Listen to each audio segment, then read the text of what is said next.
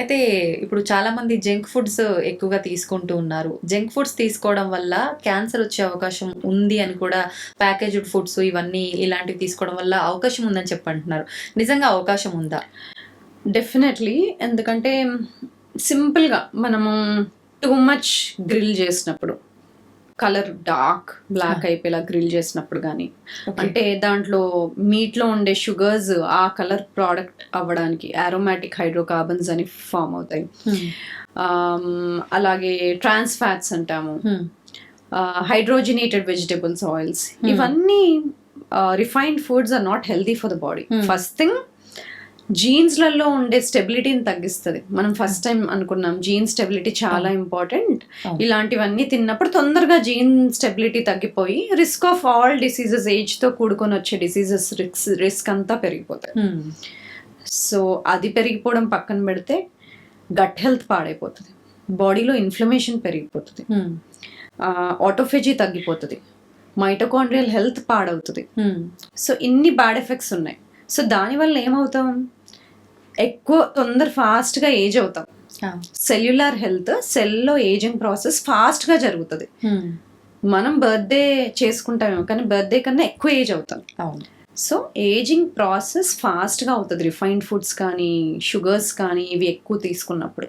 Okay, అంటే oils కూడా దీంట్లో ప్రధాన పాత్ర వహిస్తాయి. రిఫైన్డ్ ఆయిల్స్ కూడా, refined oils, refined foods, table sugars, okay ఇవన్నీ. అయితే ఇప్పుడు చాలా మంది భోజనం చేసే సమయాలు ఎలా మార్చేస్తారంటే, మనకు అంటే ఒక సిస్టమ్ ఉంది, బ్రేక్ఫాస్ట్ అని చెప్పి, లంచ్, డిన్నర్ అని చెప్పి. అయితే బ్రేక్ఫాస్ట్ అసలు మొత్తానికి కంప్లీట్ స్కిప్ చేసి డైరెక్ట్గా రెండు కలిపి లంచ్లోనే తినేయటము, లేదంటే లంచ్ స్కిప్ చేసి ఈవినింగ్ తినేయటము, ఇలాంటివి చేస్తుంటారు చాలా మంది. ఇది కరెక్ట్ అయిన పద్ధతేనా? ఇది చాలా ట్రిక్కీ క్వశ్చన్. ఎందుకంటే ఇది చాలా మందికి సూట్ అవ్వకపోవచ్చు. బ్రేక్ఫాస్ట్ తీసేయడం అనేది కొంతమందికి సూట్ అవ్వకపోవచ్చు. కానీ ఇంటర్మిటెంట్ ఫాస్టింగ్లో ఉన్నారు అంటే మీరు ఫాస్ట్ని బ్రేక్ చేయడం అనే పద్ధతి, అంటే మీరు 12 o'clock ఫాస్ట్ని బ్రేక్ చేస్తున్నారు అంటే అది బ్రేక్ఫాస్టే. టైమింగ్ చేంజ్ అయింది. టైమింగ్ కన్నా ఆ ఫుడ్లో ఏం తీసుకుంటున్నాం అనేది ఇంకా ఇంపార్టెంట్. టైమింగ్ కూడా ఇంపార్టెంటే. ఎప్పుడు చాలా లేట్గా తిన్న వెంటనే పడుకోవడం, ఆ టైమింగ్ ఇస్ ఇంపార్టెంట్. కానీ డే టైంలో మీల్ లేట్గా స్టార్ట్ చేసిన మీల్లో న్యూట్రియంట్ రిచ్ ఫుడ్ ఉండడం ఇంపార్టెంట్. కొంతమంది ఇంటర్మీడియట్ ఫాస్టింగ్ చేస్తున్నాము అనుకుంటారు కానీ ఆ మీల్ కన్నా ముందే కార్బ్ రిచ్ ఫుడ్ ఏదో తీసుకొని ఉంటారు. ఓకే, అది ఫుడ్ అని అనుకోము, ఫుడ్స్ తినేసి ఉంటారు అప్పటికి. సో ఒకటి కరెక్ట్ గా చేస్తున్నామా లేదో చూసుకోవడం, ఫాస్ట్ బ్రేక్ చేసిన తర్వాత తీసుకునే మీల్ చాలా ఇంపార్టెంట్, అది కరెక్ట్ గా ఉందా చూసుకోవడం. I think these are more important. Okay, అయితే ఒక చిన్న డౌట్ నాకు కూడా, యాక్చువల్గా ఇది చాక్లెట్స్. చాలా మంది ఫాస్టింగ్ లో ఉన్నప్పుడు కొంచెం ఆ గిడ్డినెస్ అట్లా అనిపించినప్పుడు చాక్లెట్ తింటే నాకు చాలా రిలాక్స్ గా అనిపిస్తుంది అని చెప్పి చాక్లెట్స్ తింటూ ఉంటారు. నిజంగా ఇది కరెక్ట్ పద్ధతి అంటారా చాక్లెట్స్ తినడం అనేది? మీరు వాంటెడ్గా చేయాలనుకొని ఫాస్టింగ్ చేస్తున్నప్పుడు కొన్నిసార్లు డిజీగా అనిపించడం సామాన్యమే. కానీ మీరు డయాబెటిక్ ఉన్నారు, ఉన్నదానికన్నా షుగర్ లెవెల్స్ హైపోగ్లైసీమియా అంటే less than 70కి వెళ్ళిపోతుంది షుగర్స్ అంటే ఏదో ఒకటి చేసి కొంచెం షుగర్ని పెంచుకోవడం ఇంపార్టెంట్. కానీ డిజీగా అనిపించడము కానీ షుగర్స్ more than 70 ఉన్నాయి అంటే మనం ఏం తీసుకోవాల్సిన అవసరం లేదు. ఎప్పుడైనా కొంచెం షుగర్స్ చాక్లెట్ అలా తీసుకున్నప్పుడు మనకు బెటర్గానే ఫీల్ అవుతుంది. కానీ అది హైపోగ్లైసిమియాలో ఉన్నప్పుడు తీసుకుంటే బెటర్, హైపోగ్లైసిమియా లేనప్పుడు తీసుకోవాల్సిన అవసరం లేదు. కానీ చాక్లెట్ అన్నప్పుడు దానిలో అగైన్ డార్క్ చాక్లెటా, మిల్క్ చాక్లెటా, షుగర్ చాక్లెటా, అది ఇంపార్టెంట్. 70 to 90% డార్క్ చాక్లెట్ అయితే it is good for health. ఎందుకంటే దాంట్లో పాలిఫెనాల్స్ అని ఉంటాయి, ఫ్లావినాయిడ్స్, అవన్నీ అవి బాడీకి యూస్ఫుల్. సో ఫ్లావినాయిడ్స్ ఉన్నవి dark chocolate 70 to 90% dark chocolate అంటే it's good for health. Okay, it's rich in magnesium కూడా. అయితే చాలా వరకు మనకు ప్రోటీన్ అనేది చాలా ప్రముఖ పాత్ర పోషిస్తుంది అని చెప్తూ ఉంటారు లైఫ్లో. అయితే నిజంగా ఈ ప్రోటీన్ అంత ఇంపార్టెంటా? ఎంత తీసుకోవాలి? చాలా మంది అంటారు మేము వెజిటేరియన్ అనగానే పప్పులో తప్ప ఎందులో ఉంటుంది ప్రోటీన్, ఇంకా మాకు ప్రోటీన్ సోర్స్ చాలా తక్కువ, సప్లిమెంట్స్ తీసుకోవాల్సిందే అంటారు. నాన్ వెజ్ అంటే ఖచ్చితంగా నాన్ వెజ్ లో చాలా ఎక్కువ ప్రోటీన్ ఉంటుంది, ఈ ఫీలింగ్ లో ఉంటారు. నిజంగా రెండిట్లో ఏది బెటర్ అంటారు ప్రోటీన్ వైజ్ తీసుకుంటే? కంపేర్ చేయాల్సిన అవసరం లేదనుకుంటాను. వెజిటేరియన్స్ లో ఉంటే ఏం ప్రోటీన్ సోర్సెస్ తీసుకోవాలో చెప్తాను. నాన్ వెజ్ తినలేరు అనే ఒక రెస్ట్రిక్షన్ ఉంటే సో వాళ్ళు మిల్క్, లెంటిల్స్, అన్ని రకాల పప్పులు, సోయ్, వీటన్నిటిలో ప్రోటీన్ ఉంటుంది. ఓకే. కాబట్టి పప్పుల్ని మార్చాలి, పప్పు సోర్సెస్ని మార్చాలి. అలాగే కీన్వాలో ఉంటుంది. సో ఇవి మారుస్తూ తిన్నప్పుడు ప్రోటీన్ చేస్తాము. కానీ నాన్ వెజిటేరియన్ పోర్షన్ తీసుకునే దానికన్నా వెజిటేరియన్ ప్రోటీన్ పోర్షన్ కొంచెం ఎక్కువగా తీసుకోవాలి. ఓకే. మనకు 20 grams ఆఫ్ ప్రోటీన్ కావాలి వెజిటేబుల్ సోర్సెస్లో అంటే మనం ఎక్కువ శాతం పప్పును తినాల్సి వస్తుంది. సో అది డిఫరెన్స్. ఇంకోటి ఏంటంటే అబ్జార్ప్షన్.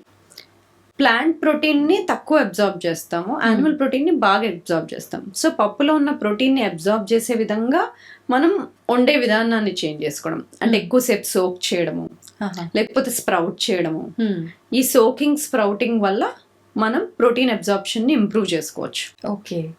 సో ఇలాంటి చిట్కాలు యాడ్ చేసుకోవాలి. అలాగే మిల్క్ ప్రోడక్ట్స్ తీసుకోవచ్చు. ఒకవేళ లాక్టోజ్ ఇంటాలరెన్స్ లేదు అంటే మిల్క్ ప్రోడక్ట్స్ కూడా తీసుకోవచ్చు, పన్నీర్ ఇలాంటివి.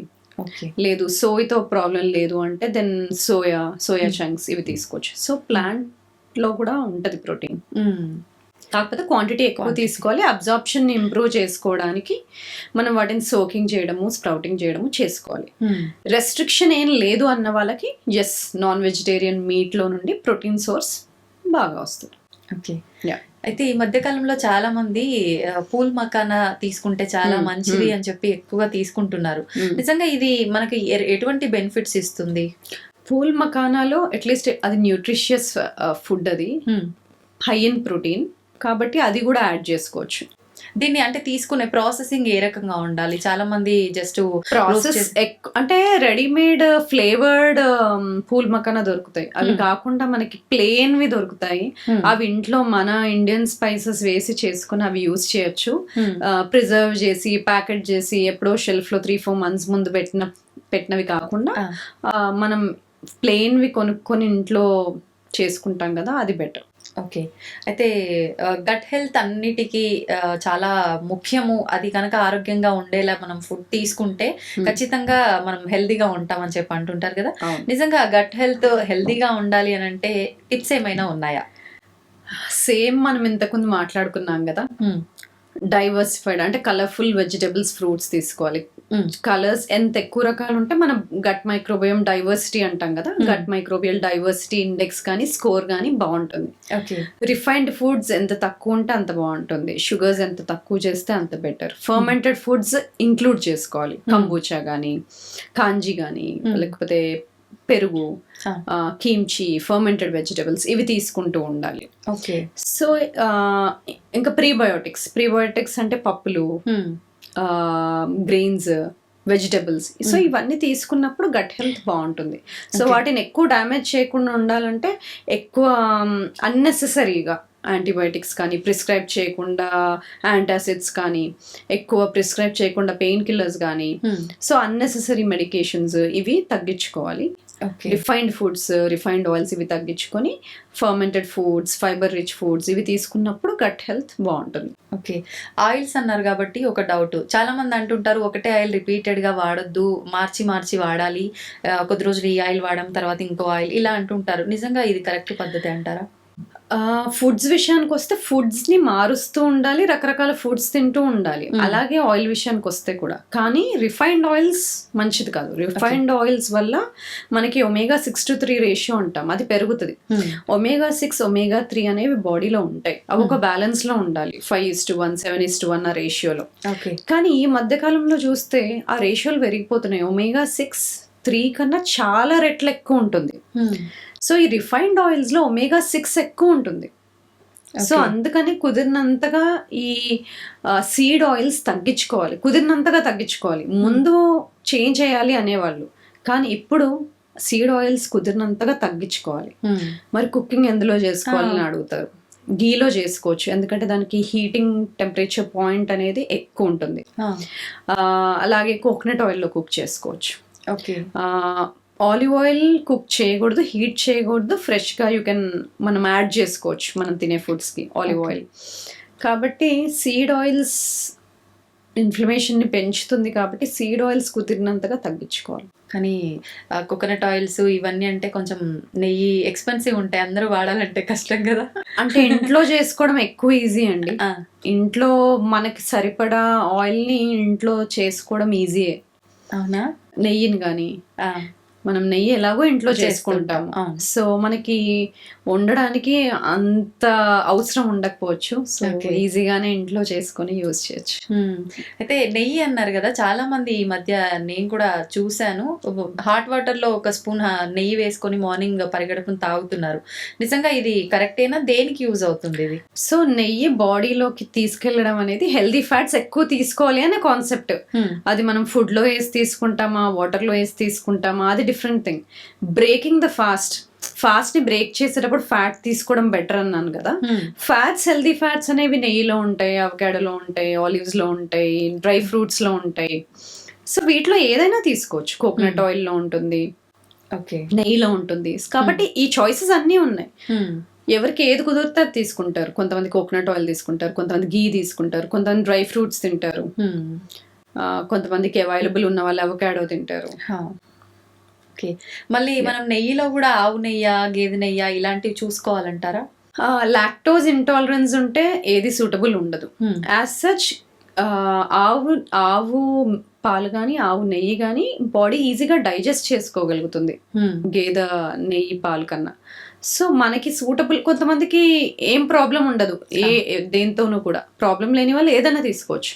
లేదు కొంచెం అరగడానికి ప్రాబ్లం ఉంది, డైజెస్టివ్ ఇష్యూస్ ఉన్నాయి అంటే ఆవు నెయ్యి కానీ ఆవు పాలు కానీ యూజ్ చేయొచ్చు. లేదు కంప్లీట్ గా లాక్టోజ్ ఇంటాలరెన్స్ ఉంది అంటే ఇంకా రెండు అవాయిడ్ చేయాలి.